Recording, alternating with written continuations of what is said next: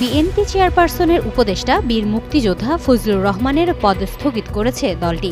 জুলাই বিপ্লব নিয়ে তার বিতর্কিত বক্তব্যের পর এই সিদ্ধান্ত নেওয়া হয়। এ প্রসঙ্গে বিএনপির স্থায়ী কমিটির সদস্য গয়েশ্বর চন্দ্র রায় বলেন, ফজলুর রহমান মুক্তিযোদ্ধা হিসেবে আলাদা মর্যাদার অধিকারী হলেও কোনো অপরাধ করলে বিচার এড়ানোর সুযোগ নেই। তিনি সাম্প্রতিক সময়ে আক্রমণাত্মক শব্দ ব্যবহার করেছেন, অথচ চাইলে শালীন ও সুন্দর ভাষায় বক্তব্য দেওয়া সম্ভব ছিল।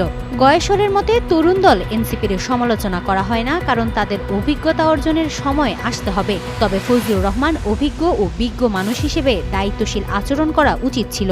পিয়ার প্রসঙ্গে বলেন, এই পদ্ধতি সম্পর্কে তার কোনো ধারণা নেই এবং শব্দটি তার কাছে গ্রহণযোগ্য নয়। ভারতের গোয়েন্দা সংস্থার সঙ্গে যোগাযোগের অভিযোগ নাকচ করে তিনি বলেন, ভারতীয় হাইকমিশন কখনো আমন্ত্রণ জানায়নি এবং রয়ের কারো সঙ্গে তার কোনো সম্পর্ক নেই। জাতীয় পার্টি নিষিদ্ধের বিষয়ে তিনি মনে করেন, কোনো দল নিষিদ্ধ করে রাজনৈতিক সমাধান